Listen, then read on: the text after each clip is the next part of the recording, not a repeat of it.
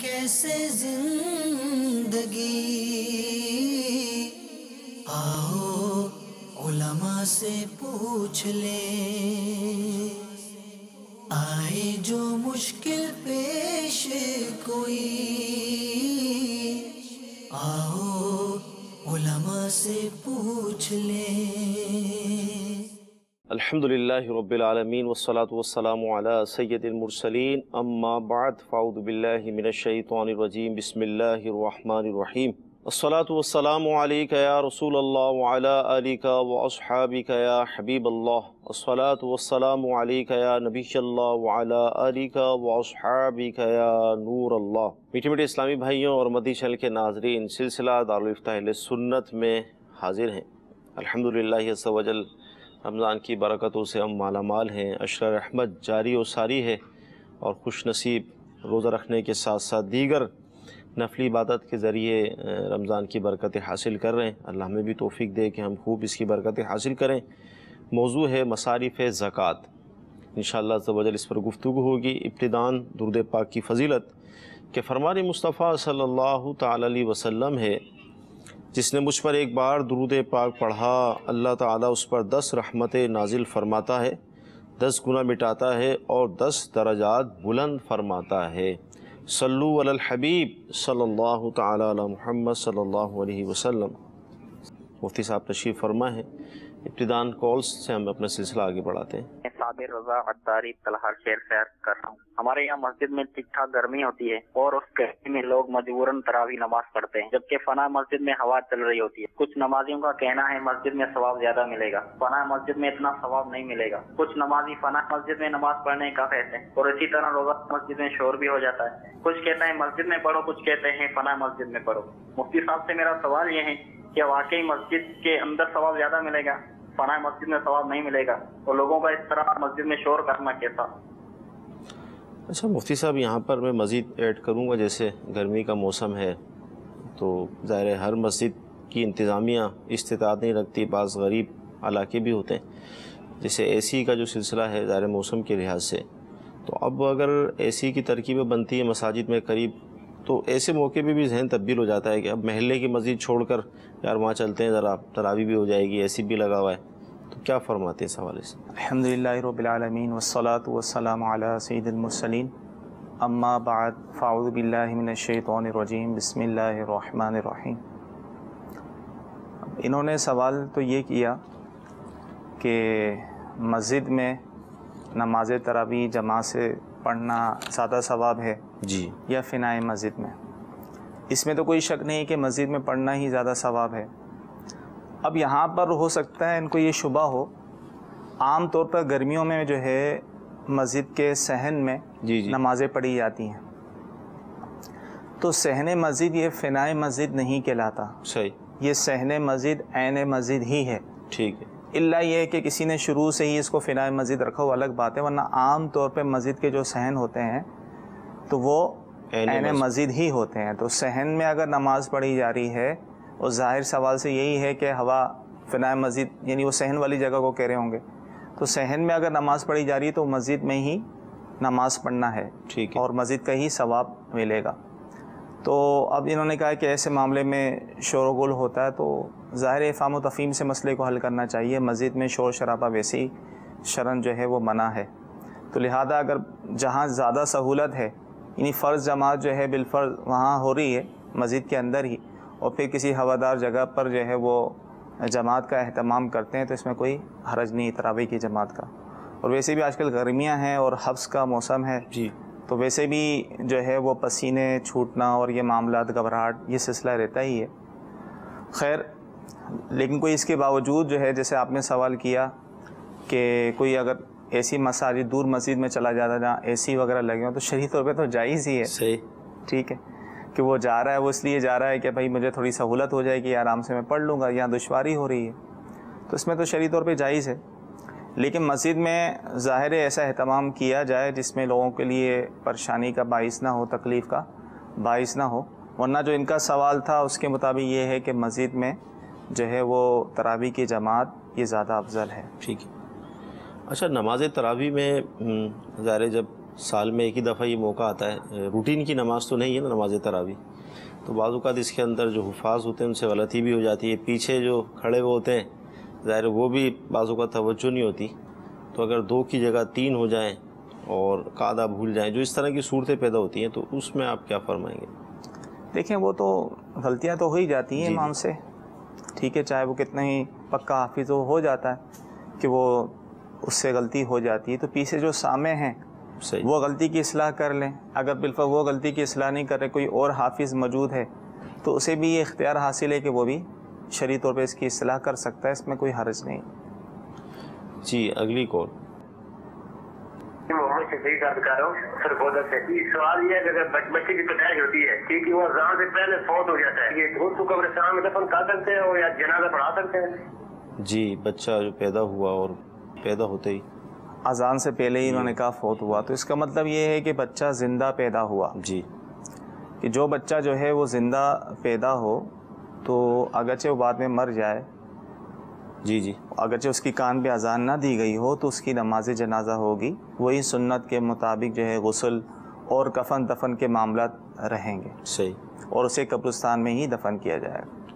اس حوالے سے ہمیں اہل سنت کا ایک رسالہ بھی موجود ہے جو کتاب نماز کے احکام کے اندر موجود ہے، نماز جنازہ کا طریقہ، تو اس میں اور بھی آپ کو تفصیل مل جائے گی، تو آپ اس کتاب کو حاصل کر کے اس کا مطالعہ کر لیں۔ ویڈیو سوال دیجیے۔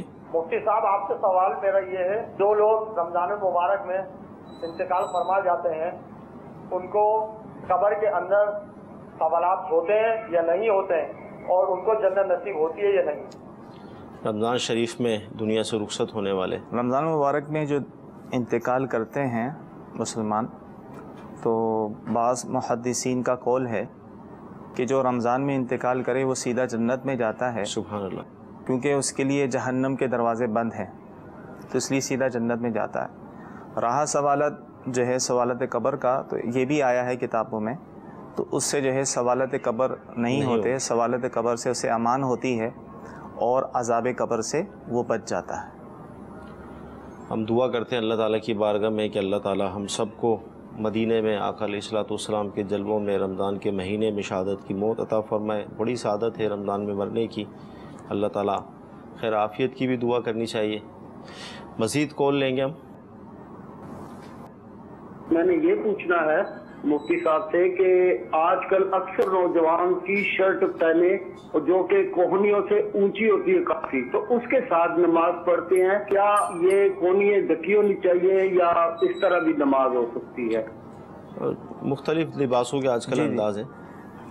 انہوں نے سوال کیا بعض نوجوان جو ہے اسی ٹی شرٹ پہنتے ہیں ہاف سلمس والی جس میں کونیاں نظر آتی ہیں، دیکھیں وہ ان کا لباس ان کا معمول ہوتا ہے، وہ ہر خاص عام کے سامنے دعوتوں میں ایسا لباس پہنتے ہیں، تو جو ایسا لباس پہننے کا عادی ہو اور دعوتوں میں معزز شخص کے سامنے بھی وہ پہن کے جاتا ہو، تو نماز کے حوالے سے اس کے لیے کوئی کراہت نہیں ہے، نماز اس کی ہو جائے گی۔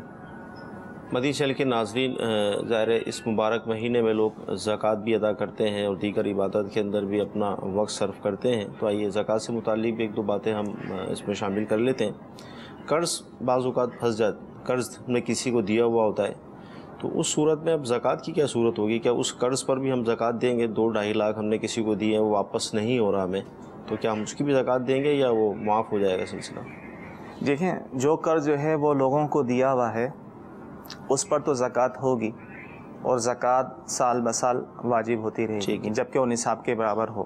ٹھیک، تو اب زکوٰۃ نکالنا اس رقم پہ جب لازم ہوتا ہے جب وہ رقم مل جائے، ٹھیک، جب وہ رقم اسے وصول ہو جائے، رقم اسے مل جائے، نکالنا واجب ہے۔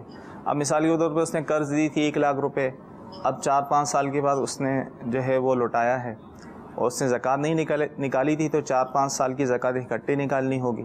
تو اس لیے ہم کہتے ہیں آسانی کے لیے کہ جب دیگر مال میں سے زکوٰۃ نکال رہا ہے تو ان اموال کی بھی زکوٰۃ نکالے جو لوگوں کو قرض دیا ہوا ہے، صحیح، تاکہ سال بسال ان کی بھی زکوٰۃ ادا ہوتی رہے، تو کل کو اگر وہ پیسے واپسی مل جاتے ہیں تو پھر اس کی زکوٰۃ ادا کرنے کی ضرورت نہیں ہوگی۔ ٹھیک ہے، ہاں اگر یہ سمجھتا ہے کہ یار اس کی امید ہی نہیں ہے پیسے واپسی آنے کی، صحیح، تو ٹھیک ہے اس کی زکوٰۃ نہ نکالے، لیکن بالفعل کل کو اگر وہ نکال لیتا، واپسی دے دیتا ہے، مل جاتے ہیں پیسے، تو جتنے سالوں کی زکوٰۃ نہیں نکالی اتنے سالوں کی نکالنی ہوگی۔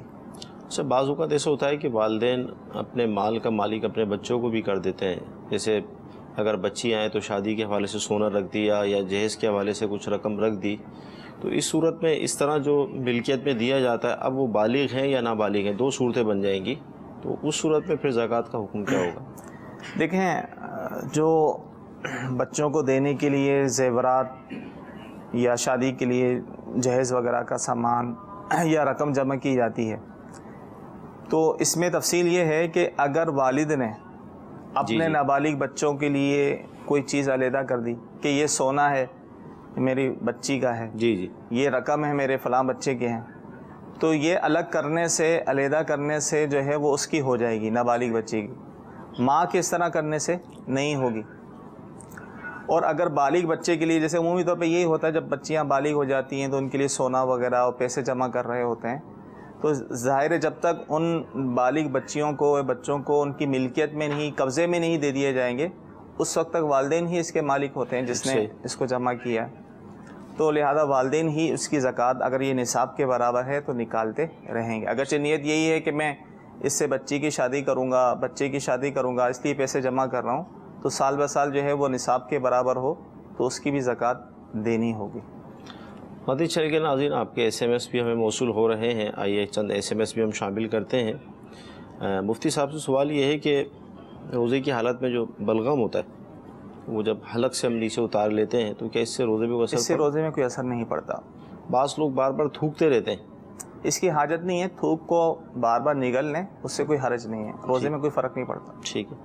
اچھا، روزے کی جو افطار ہے، ایس ایم ایس آیا ہے، اذان پر کریں، سائرن کی آواز سن کر کریں یا کوئی اور طریقہ اس کا، یہ ارشاد فرما دیں. نہ سائرن کی آواز پر نہ اذان پر، وقت پر کریں. صحیح. وقت صحیح معلوم کر لیں کہ افطار کا وقت کیا ہے آپ کے ملک، آپ کے شہر کے اعتبار سے. جب وہ وقت ہو جائے، آپ کی گھڑی بھی درست ہو، وقت کے مطابق ہو، تو آپ اس وقت پہ جو ہے افطار کر لیں. احتیاطاً جو دیا جاتا ہے ٹائم ٹیبل، وہ 1-2 منٹ کی تاخیر سے احتیاطاً دیا جاتا ہے. تو جب وہ ٹائم ہو چکا ہے تو پھر آپ کو سائرنگ کی یا اذان کے انتظار کی ضرورت نہیں، کیونکہ اذان جو دی جاتی ہے وہ نماز کے لیے دی جاتی ہے، نہ کہ اس لیے کہ افطار کیا جائے. صحیح. تو لہذا جب وقت ہو جائے تو افطار کر لیا جائے. مدنی چینل کے ناظرین، ظاہر ہے آج کل جو روزہ ہمارے ملک میں ہے تقریباً 15 گھنٹے کا ہے. اب 15 گھنٹے کا یہ روزہ ظاہر ہے ویسے بھی فرض روزہ ہے، تو اس کی حفاظت تو ہر ایک پر انفرادی طور پر لازم ہے. تو 2-4 منٹ کی غلط فہمی کی وجہ سے اب جیسے سحری کا وقت بالفرض 4:10 پر ختم ہو رہا ہے اور کوئی 4:12 پہ بند کرے گا تو 2 منٹ کا ہی تو فرق ہے، لیکن اس کا روزہ نہیں ہوگا. اور اسی طرح افطار کا معاملہ ہے کہ اگر افطار 7:15 پر ہو رہا ہے اور اس نے غلط فہمی کی وجہ سے، بے توجہی کی وجہ سے، یا مسجد سے آنے والی اذان یا سائرن جو بھی، اور وہ وہاں مؤذن صاحب سے غلطی ہو گئی اور 7:15 ٹائم تھا، 7:12 پہ افطار کر دیا، تو یوں 15 گھنٹے کا جو روزہ ہوا، یعنی وہ روزہ ہی ضائع ہو گیا. بھوک پیاس کے سوا کچھ ہاتھ میں نہیں آئے گا. تو ہر ایک اپنے روزے کی خود حفاظت کرے. اور دعوت اسلامی نے الحمدللہ عز و جل اوقات صلاۃ کے حوالے سے پوری ایک کتاب شائع کی، ویب سائٹ پر اس کا پورا ایک سسٹم موجود ہے.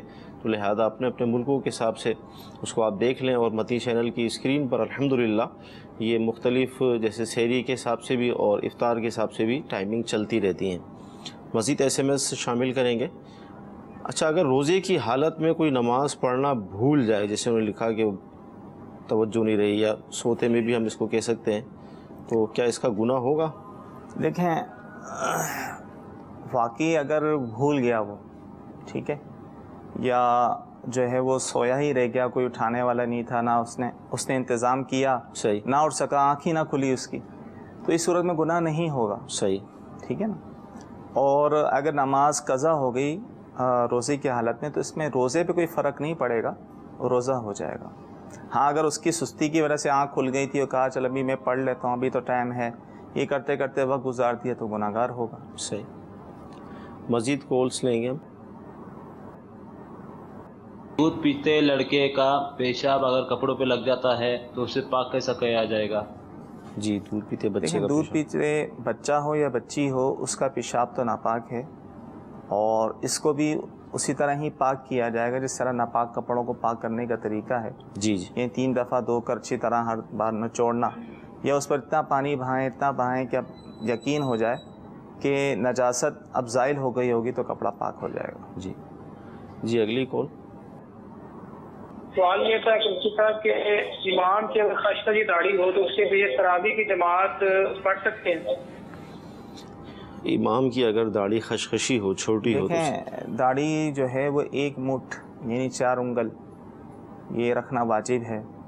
اب کوئی امام کوئی شخص جو ہے اس طرح کٹاتا ہے تو وہ فاسق ہے، اور فاسق کو آگے امامت کے لیے کھڑا کرنا یہ اس کی تعظیم ہے، ٹھیک، اور فاسق کی تعظیم جائز نہیں. تو اس لیے فقہاء کرام نے فرمایا کہ فاسق کے پیچھے نماز پڑھنا مکروہ تحریمی ہے، چاہے وہ فرض نماز ہو، نفل یا تراویح کوئی بھی نماز ہو. تو ایسا شخص جو حد شرع سے کم داڑھی کٹاتا ہے اور تو اس کے پیچھے نماز پڑھنا مکروہ تحریمی گناہ ہے. جی اگلی کال. دوبارہ نام ایک سوال ہے کہ کبوتر کو ذبح کر سکتے ہیں یا نہیں کر سکتے؟ برائے کرم جواب عطا فرمائیں. کبوتر کھانا حلال ہے تو ظاہر اس کو ذبح کر سکتے ہیں، ذبح کر کے کھا سکتے ہیں، جائز ہے. مدنی چینل کے ناظرین زکوٰۃ کو بھی ہم ساتھ میں لے رہے ہیں. اچھا حضور یہ ارشاد فرمائے کہ رینٹ پر کوئی دکان لی، کوئی مکان لیا، بعض اوقات اس کے رینٹ جو ہوتا ہے یعنی ایڈوانس بھی جو ہوتا ہے لاکھوں روپے میں ہوتا ہے، تو اس ایڈوانس پر زکوٰۃ ہوگی؟ اس ایڈوانس پہ بھی زکوٰۃ ہوگی. وہی اسی طرح معاملہ ہی، کیونکہ ایڈوانس بھی قرض ہے. صحیح. جو قرض ہو اس پر تو زکوٰۃ سال بہ سال واجب ہوتی رہتی ہے، البتہ نکالنا جب واجب ہوتا ہے جب وہ مل جائے. صحیح. تو بہتر یہ کہ سال بہ سال اس کی بھی زکوٰۃ نکالتا رہے. اچھا یہ SMS آیا ہے، اور کیونکہ ایک نفسیاتی طور پر آدمی کی توجہ روزے کی حالت میں گھڑی پر ہوتی ہے، بار بار گھڑی دیکھ رہے ہوتے ہیں کیا ٹائم ہو گیا نا، تو پھر وہ ذہن یہ بنتا ہے ٹائم پاس نہیں ہو رہا، ٹائم گزر نہیں رہا، تاخیر سے گزر رہا ہے. تو لوگ پھر اس کے لیے مختلف گناہوں کا سہارا بھی لیتے ہیں. کوئی فلم دیکھتا ہے، کوئی کرکٹ کھیلتا ہے، کوئی پتنگ اڑاتا ہے، مختلف جو معاشرے کے اندر سلسلے ہیں. اب یہ SMS آیا ہے کہ روزے کی حالت میں اگر کوئی فلم دیکھے تو کیا اس سے روزہ ٹوٹ جاتا ہے؟ روزے پہ کیا اثر پڑے گا؟ اللہ دیکھیں معاذ اللہ روزے کی حالت میں فلم دیکھنا، روزہ تو خیر نہیں ٹوٹتا لیکن جو روزے کی روحانیت ہے وہ ختم ہو جاتی ہے. جی کہ روزے کی حالت میں گناہ کرنا یہ تو سخت ہے، کیونکہ جس طرح رمضان مبارک میں نیکیوں کا اجر و ثواب بڑھ جاتا ہے تو اس طرح گناہوں کی ہلاکتیں بھی بڑھ جاتی ہیں. جی اس طرح گناہوں کا بھی معاملہ ہے، تو احتیاط کرنی چاہیے اور لازمی طور پہ بچنا چاہیے. ٹائم پاس نہیں ہو رہا، آدمی ذکر و اذکار کرے، تلاوت قرآن پاک کر لے یا سو جائے. صحیح. کہ روزہ دار کا سونا بھی عبادت ہی ہے، تو لہذا گناہ سے جو ہے حتی الامکان ہمیں بچنا چاہیے. تو اس طرح کے معاملات نہیں کرنا چاہیے، توبہ اللہ کی بارگاہ میں کریں، البتہ اس سے روزہ نہیں ٹوٹتا. مدنی چینل کے ناظرین، اب جیسے دعوت اسلامی ہماری ایک خیرخواہ تحریک ہے، اچھی آئے دن کوئی نہ کوئی ایکٹیویٹیز آتی رہتی ہیں. اب مدنی چینل یہ آپ کے سامنے ہے کہ الحمدللہ عز و جل نئے سلسلے اور پھر سلسلوں کے اندر بھی آپ دیکھیں کوشش کی جاتی ہے کہ دلچسپی باقی رہے. اب ظاہر ہے ٹائم پاس کرنے والی جو بات ہے، اب اگر آپ اس وقت یہ سلسلہ دیکھتے ہیں تو آپ کا ٹائم بھی پاس ہو رہا ہے اور یہ وقت آپ کا عبادت میں بھی گزر رہا ہے، اور ساتھ ہی یہ کہ علم دین بھی آپ کو حاصل ہو رہا ہے. تو میرا تو آپ کو مدنی مشورہ یہ ہے کہ آپ مدنی چینل کو آن کر لیں اور مدنی چینل ہی گھر میں چلائیں اور یہی آپ دیکھتے رہیں. تو یوں انشاءاللہ عز و جل ٹائم پاس ہونے کے ساتھ ساتھ برکتیں بھی ملیں گی، رحمتیں بھی ملیں گی، نیکیاں بھی ملیں گی، اور آپ کے علم میں اضافہ بھی ہوگا. اچھا حضور ارشاد فرمائیں کہ سادات کرام کو زکوٰۃ دینے کے حوالے سے تو ظاہر ہے منع ہے، تو اب ان کی مدد کس طرح کی جائے، کیا صورت اختیار کی جائے؟ دیکھیں زکوٰۃ تو ہوتا ہے مال کا 40واں حصہ، ٹھیک ہے، یعنی 2.5%. تو باقی جو آپ کے پاس مال موجود ہے آپ اس میں سے سادات کرام کی مدد کریں، کیونکہ جو سید ہیں، ہاشمی ہیں، انہیں زکوٰۃ دینے کی ممانعت اس وجہ سے ہے جو حدیث پاک میں بیان کی گئی کہ زکوٰۃ جو ہے مال کا میل ہے، ٹھیک، گناہوں کا دون کہا گیا، تو لہذا ان پاک ہستیوں کو نہیں دیا جائے گا.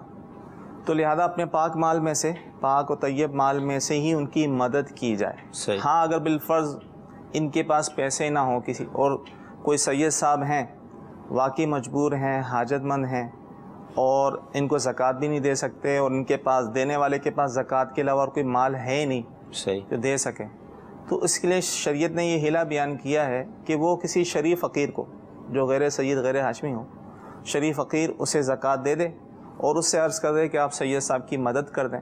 وہ پیسے سید صاحب کو دے دے تو سید صاحب کا لینا جائز ہوگا. اس طرح اس کو بھی ثواب ملے گا اور اس شریف فقیر کو بھی دینے کا ثواب ملے گا. تو اس طرح شرعی حیلہ بھی کیا جا سکتا ہے، لیکن اس سے بہتر یہ ہے کہ جو ویسے ہی کر سکتے ہیں مدد، ایسے کئی مالدار ہوتے ہیں، اگر اپنے مال کا 1% حصہ بھی صحیح سادات کرام کے لیے نکالنے تو بڑی بات ہے، برکت والی بات، یعنی راستہ موجود ہے جی بالکل، اگر وہ اس کو مفتیان کرام سے مشورہ کر کے اگر کر لیا جائے۔ اچھا، اسی طرح ارشاد فرمائیں کہ سرکاری اکاؤنٹس جو ہوتے ہیں بینک وغیرہ میں، تو اس میں زکوٰۃ کے حوالے سے کیا ہے سلسلہ؟ ایک دو صورتیں ہیں نا، ایک تو زکوٰۃ بینک اکاؤنٹ سے زکوٰۃ کی کٹوتی ہوتی ہے، تو اول تو اب تو یہ آپشن آ چکا ہے کہ اگر آپ اپنے اکاؤنٹ سے کٹوتی نہ کروانا چاہیں تو جی، آپ اس میں اپلیکیشن دے دیں، آپ کے اکاؤنٹ سے کٹوتی نہیں ہوگی، اور ویسے بھی کٹوتی نہیں کروانا چاہیے، یعنی بینک کے ذریعے سے تو زکوٰۃ کی کٹوتی نہیں کروانے چاہیے، صحیح، کیونکہ یہ صحیح مصرف پہ خرچ نہیں ہوتا۔ اسی طرح سرکاری اکاؤنٹ میں بھی جو زکوٰۃ کے اکاؤنٹ، وہاں بھی پیسے نہیں جمع کروانے چاہیے، اپنے ہاتھ سے ہی مستحق زکوٰۃ کو دے دیں، صحیح، کیونکہ دیکھا یہ گیا ہے کہ سرکاری، کیونکہ اب بیت المال کا نظام تو منظم نہیں ہے، ٹھیک، تو لہذا وہ صحیح مصرف پہ خرچ نہیں ہوتا۔ کچھ عرصہ پہلے سپریم کورٹ نے بھی اس پر نوٹس لیا تھا صحیح، کہ لوگوں کی زکوٰۃ صحیح مصرف پہ خرچ کیوں نہیں ہو رہی، صحیح، لوگوں کی زکوٰۃیں ضائع ہو رہی ہیں، صحیح، تو لہذا بچنا چاہیے، بینک کے ذریعے سے زکوٰۃ کی کٹوتی نہ کروائیں، اور اپنے ہاتھ سے ہی شرعی فقیر کو، مستحق کے زکوٰۃ کو، یا ایسے ادارے کو جو شرعی معاملات کے تحت جو آپ کی زکوٰۃ کو ادا کرتے ہیں، انہیں دی جائے۔ اچھا، اب جیسے ہمارے معاشرے کے اندر ایک دار غربت کا بھی معاملہ ہے، مہنگائی کا بھی سلسلہ ہے، اور علاج جو ہے آپ دیکھیں اس دور میں اتنا سستا نہیں، بہت مہنگا ہے، تو بعض اوقات اس کی تشہیر بھی کی جاتی ہے، تو اب کسی مریض کے لیے زکوٰۃ کا استعمال کس طرح ہوگا؟ ادارے کو ڈائریکٹ دے دیں، مریض کے ہاتھ میں دیں، کیا صورت اختیار کی جائے؟ دیکھیں، زکوٰۃ کے لیے یہ ضروری ہے کہ شرعی فقیر کو اس کا مالک بنا دیا جائے۔ ٹھیک، اب شرعی فقیر جو بیچارہ غریب ہے، اس کو مالک نہیں بنایا، ہاسپٹل میں پیسے دے دیے، جو ہے اس کی فیس دے دی، ڈاکٹر کی فیس وغیرہ ادا کر دی، تو اس طرح زکوٰۃ ادا نہیں ہوگی، بلکہ شرعی فقیر کو مالک بنانا پڑے گا، جو مستحق زکوٰۃ ہے، جو غریب ہے بیچارہ، علاج کے لیے پیسے نہیں ہیں، انہیں پیسے دے دیں، تاکہ وہ پھر خود سے ہی جو ہے وہ دوائیاں وغیرہ لینی ہو یا فیس وغیرہ ادا کرنی ہو تو ادا کر دیں، تو اس طرح جو ہے زکوٰۃ ادا ہوگی۔ اچھا، پرائیویٹ فنڈز اور جو پینشن ملتی ہے ریٹائرمنٹ کے وقت، تو اس اماؤنٹ جب جیسی اماؤنٹ ہاتھ میں آئے گا تو کیا اس پر بھی زکوٰۃ ہوگی یا اس کی کیا صورت بنے گی؟ دیکھیں، پینشن تو ریٹائرمنٹ کے بعد ہی ملتی ہے، جی، تو پینشن جو مل رہی ہے وہ دیگر مال کے ساتھ، اگر وہ ضرورت سے زائد ہے تو دیگر مال کے ساتھ، مال نصاب کے ساتھ مل کر جو ہے اس پر زکوٰۃ ہوگی، وہ تو ملنے کے بعد ہے۔ اب بعض فنڈ ایسے ہیں جیسے جی پی فنڈ ہو گیا، جی، تو جی پی فنڈ وہ ہوتا ہے کہ اس کی ماہانہ سیلری میں سے، تنخواہ میں سے کچھ اماؤنٹ کٹوتی کی جاتی ہے، اس فنڈ میں جمع کیا جاتا ہے، ٹھیک ہے نا، تو یہ بعد میں ملنا ہوتا ہے، ضرور ریٹائرمنٹ پہ یا بعد میں ملنا ہوتا ہے، تو جی پی فنڈ پہ بھی زکوٰۃ ہوگی۔ جی پی فنڈ پہ جتنا پیسہ اس کی کٹوتی ہو کے جمع ہو رہا ہے، تو سال بہ سال جب وہ پہلے سے صاحب نصاب ہے تو اس کی بھی زکوٰۃ نکالتا رہے، اگر اس وقت نہیں نکالتا، جب اس کو جی پی فنڈ مل جاتا ہے، اس نے گزشتہ سالوں کی زکوٰۃ نہیں نکالی، تو وہ حساب لگا کر وہ سالوں کی زکوٰۃ نکالنی ہوگی۔ ٹھیک جی، مزید کالس لیں گے۔ میرا سوال یہ ہے کہ جب روزہ رکھتے ہیں اور بیماری کی حالت میں بالکل روزہ رکھ لیا اور وہ جو ہے نا چکر آنے لگے بہت بری طریقے سے، تو پھر اور روزے رکھنے چاہیے یا نہیں؟ جی، روزے کی حالت میں چکر آ رہے ہیں اور تکلیف ہو رہی ہے، لیکن روزے تو رکھنے چاہیے، اپنا علاج کروائیں، ٹھیک ہے نا، ٹھیک، علاج کروائیں گے تو انشاءاللہ یہ معاملہ دور ہو جائیں گے، اور روزے کی حالت میں ضرورت پڑے تو انجیکشن بھی لگوا سکتے ہیں، ضرورت پڑے تو ڈرپ بھی لگوا سکتے ہیں، اس سے روزہ نہیں ٹوٹتا، تو صرف اس معمولی بیماری کی وجہ سے روزہ نہیں چھوڑ سکتے۔ ٹھیک جی، اگلی کال۔ میرا آپ کی بارگاہ میں یہ سوال عرض ہے، کیا جو شیشے کا دروازہ ہوتا ہے یہ سترہ کے حکم میں آئے گا؟ شیشے کا دروازہ؟ جی بالکل سترے کے حکم میں آئے گا۔ مزید سترے کے حوالے سے ایک دو باتیں اگر آپ چاہیں۔ جی، کہ نمازی کے آگے سے دیکھیں گزرنا منع ہے، جی ٹھیک ہے، کوئی چھوٹی مسجد ہو، ٹھیک ہے، وہاں کوئی شخص نماز پڑھ رہا ہو تو جب تک نمازی کے آگے سترہ نہ ہو، صحیح، سترے کی کیا مقدار بیان کی گئی ہے؟ سترے کی مقدار جو بیان کی گئی ہے وہ یہ ہے کہ کم سے کم 1 ہاتھ اس کی لمبائی ہو، ٹھیک ہے، اور موٹائی 1 انگلی ہو، ٹھیک ہے، اتنی کوئی چیز جو ہے وہ اگر نمازی کے آگے وہ ہے تو وہ سترے کے حکم قائم مقام ہوگی، سترے کے حکم میں ہوگی، اس کے آگے سے جو ہے نمازی گزر سکتا ہے۔ مدی چل کے ناظرین، اب جیسے آج کل مساجد میں رش ہے، اللہ تعالیٰ کی رحمت ہے، رمضان کا مبارک مہینہ ہے، تو بعض اوقات لوگ پیچھے نکلنے کے حوالے سے بڑی جلد بازی کا مظاہرہ کرتے ہیں، اور یوں اس چیز کو وہ بالائے طاق رکھ دیتے ہیں کہ وہ نمازی کے آگے سے گزرنا پڑ رہا ہے۔ تو کوشش کر کے بھلے کتنی ہی دیر آپ کو کھڑا ہونا پڑے، نمازی کے آگے سے نہ گزریں، شرعاً گناہ بھی ہے، اور ظاہر جب گناہ ہے تو بچنا تو ضروری ہے، تو تھوڑا انتظار کر لیں۔ بعض اوقات نمازی نماز پڑھ رہا ہوتا ہے اور بعض لوگ اس کے کہتے ہیں نا سر پہ آ کے کھڑے ہو جاتے ہیں کہ جلدی سے سلام پھیرے تو پھر ہم گزریں، تو یہ ویسے بھی درست نہیں ہے، تو لہذا کوشش کر کے ان چیزوں سے اپنے آپ کو بچانا چاہیے۔ جی مزید کال۔ بچہ تراویح پڑھا رہا ہے، اس کی ابھی داڑھی نہیں آ رہی ہے، اسے بس ابھی آئی نہیں ہے، اس کے لیے تراویح ہو جائے گی؟ بچے کے پیچھے تراویح دیکھیں، اگر وہ بچہ بالغ ہے، اگرچہ اس کی داڑھی ابھی آئی نہیں ہے یا تھوڑی سی آئی ہے، تو اس کے پیچھے نماز ہو جائے گی۔ صحیح۔ مسئلہ جو ہے وہ یہ ہے جو داڑھی نہ رکھتا، کٹاتا ہو، داڑھی منڈاتا ہو یا ایک مٹھی سے کم کٹاتا ہو، تو اس کے پیچھے نماز تراویح کوئی نماز نہیں پڑھیں گے۔ صحیح۔ لیکن وہ بچہ جس کی بالغ ہو چکا ہے لیکن ابھی داڑھی اس کی آئی نہیں ہے، تھوڑی سی آئی ہے، کٹاتا نہیں ہے، تو اس کے پیچھے نماز ہو جائے گی۔ ٹھیک۔ جی مزید کال۔ تراویح پڑھاتے ہوئے حافظ صاحب سمی اللہ لمن حمیدہ کہنے کے بجائے اللہ اکبر کہہ دے اور پھر اسی طرح نماز کو جاری رکھے، تو اس نماز کا کیا حکم ہوگا؟ جی اس نماز تو ہو جائے گی، غلطی سے انہوں نے سمی اللہ لمن حمیدہ کے بجائے اللہ اکبر کہہ دیا تو خلاف سنت ہوا، نماز ہو جائے گی۔ مدی چل کے ناظرین، سلسلہ ہوا، زکوٰۃ پر بھی گفتگو ہوئی اور کچھ مصارف بھی بیان کیے گئے، تراویح کے حوالے سے کلام ہوا، روزے پہ بھی کلام ہوا، تو الحمدللہ یہ عز و جل کوشش کی جاتی ہے کہ اس مبارک مہینے میں عموماً یہی عبادات ہوتی ہیں، تو اس لیے اس پر ہی گفتگو ہو رہی ہے۔ اللہ تعالیٰ کی بارگاہ میں ہم دعا کرتے ہیں کہ اللہ تعالیٰ آج کا ہمارا یہ سلسلہ اپنی بارگاہ میں قبول فرمائے، جو سنا ہے، جو سیکھا ہے، اس پر عمل کرنے کی توفیق عطا فرمائے۔ آمین۔ صلو علی الحبیب صلی اللہ تعالی علی محمد۔ گزارے کیسے زندگی، آؤ علماء سے پوچھ لیں، آئے جو مشکل پیش کوئی، آؤ علماء سے پوچھ لیں۔